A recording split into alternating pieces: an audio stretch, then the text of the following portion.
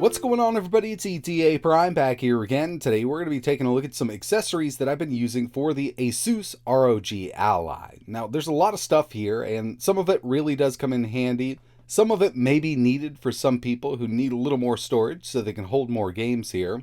But really, when it comes down to it, all of these accessories are 100% optional. You can pull the Ally right out of the box, and of course, we've got a release coming up really soon. If you put your pre-order in with Best Buy, you should be getting it by the 13th of this month. And if you've been waiting for a good Windows-based handheld, then you will not be disappointed with the Ally.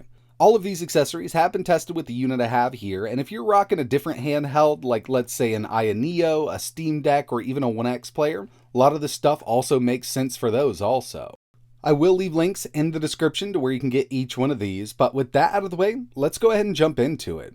The first thing that I think is really important when buying, let's say, a device with a large exposed screen like this is a screen protector. The protectors that I have here are 9H hardness. They are full glass, and if you don't want to go with glass, you can always go with a film if you wanted to. Personally, I like these glass protectors. Some of them come in 2-packs, some of them come in 3-packs, and they're not much different from other protectors on the market for, let's say, other handhelds, or especially mobile devices like phones or tablets. There's going to be a ton of them listed up on Amazon. D-Brand also has one, and I've used the D-Brand glass screen protectors on my Steam Deck. Super easy application, and it just has the correct fit.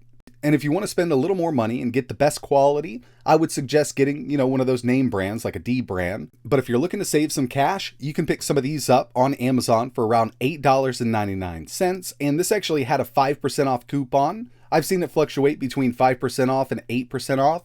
But going down the list, you're going to see a ton of them available for the ROG Ally.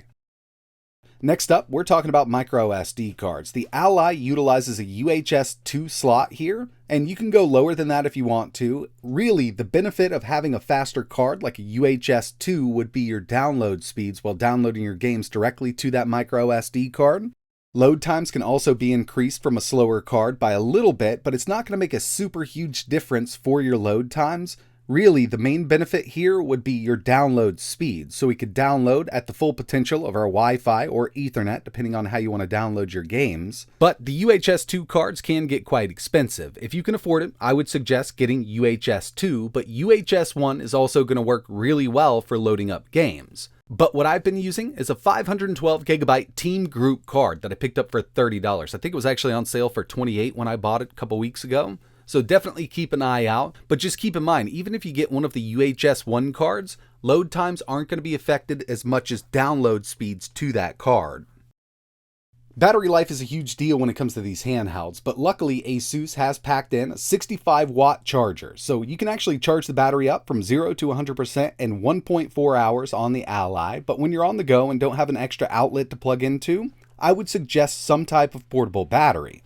This here is a 20,000 milliamp hour base US battery pack. It'll do up to 65 watt PD fast charging. It's got USB-C, 2 full-size USB ports, and micro USB just in case.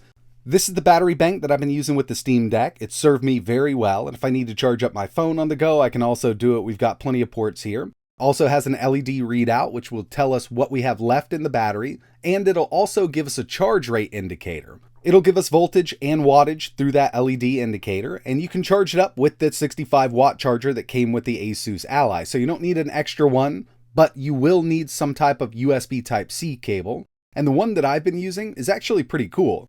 These are a lot cheaper than I thought. It supports up to 100-watt PD charging, and it's got an LED readout on it. Not super necessary, you can always go with something else, but for around $12, I think it's well worth it. They sell them in different lengths, 3 foot, 6 foot, 10 foot. I think I've got the 6 foot here. I bought a couple of them, but I really do like this, and I've been using it with a lot of my handhelds recently, even charging from the wall using a PD fast charger. Like I mentioned, the base US battery bank does have an LED readout, which will give us the wattage, at least the voltage and amps. But, if you're not using one of those and you just want a little more information while charging your battery, the cables are awesome, but checking this out, you can see we're at 20 volts, 2.5 amps, and if we multiply those, you'll see that this is charging at the same rate it's telling us, 45 to 54 watts. But my Ally's battery is already kind of topped up, so we're not doing 65 out. But yeah, having an extra battery to carry along with you will give you a couple more hours of runtime out of your handheld. And again, these USB Type-C cables with the LED readout are great. I've been using it a lot with other devices and other chargers that I have. But one downside is I cannot do video out of these USB Type-C cables. But for charging, they're awesome. Okay, so this next one here is one that I've been using quite a bit with a lot of different handhelds that I have. This is the ROG Gaming Charger Dock. It's not just a charger, it actually has HDMI out. You plug this into the wall, USB Type-C cable that comes included plugs into your device that supports video over USB Type-C, and you can go directly to a monitor. 65 watt PD charging, so we can get the full potential out of the Ally while it's plugged in.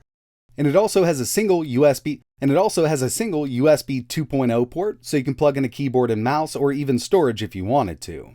Really do like this, cool idea, but if you don't have enough room by your desk or by your TV even, then you might just want to go with, let's say, a USB dock that has HDMI over USB Type-C. But this has come in really handy, and again, it does a full 65 watt PD charging, so when the Ally's plugged in, we can go to those higher wattages. I personally call it dock mode, and I've done videos on it. This thing performs absolutely amazing at those higher wattages. The final thing that I've been using here with the Ally is more of an upgrade. It's a larger SSD. It's actually really easy to get into the Ally and upgrade this. I've done a full tutorial on how to install a new SSD, but remember, the Ally utilizes a 2230 NVMe SSD just like the Steam Deck, but we can get faster speeds because it supports PCIe 4.0. I picked up a 1TB Inland TN436, and that's what I have inside of the Ally right now. I've got it paired up with that 512GB card, so I've got 1.5 terabytes of storage with the ROG Ally, and these are coming in a little over $100, so around $106, and sometimes this is cheaper than a 1TB micro SD card, and you're going to get those super fast PCIe 4.0 speeds. Easy to add storage, but one thing here, if you want to go over 1TB, it's going to cost you. On average, you're paying $103 per terabyte here, but if you wanted to go with those larger 2TB drives, it's going to hold you over for much longer. They're coming in at around $200 to $230 depending on the brand, but these are all 2230 PCIe 4.0 drives. I went with 1TB because I knew I could pair it up with a micro SD card easily, and it served me very, very well. It's still a bit early for the Ally, but I figured I'd go ahead and get this first video out of the way. Of course, we're going to see a lot more accessories for the Ally once it releases to the public. We're going to see cases, different screen protectors, maybe some type of extra cooling like we did with the Steam Deck. And I will do a video on some of my favorites once everything's released, but these are accessories that I personally tested right now. A lot of this stuff will come in handy for a lot of people, but again, they're not 100% necessary. You can pull the Ally out of the box, sign in, boot it up, start downloading your favorite games, and play it just like it is. But if you wanted to get a little more out of it, these are my suggestions and ideas for different accessories for the Ally. I will leave links in the description to everything we talked about here, and if you've got any questions, let me know down below. But that's it for this one. Like always, thanks for watching.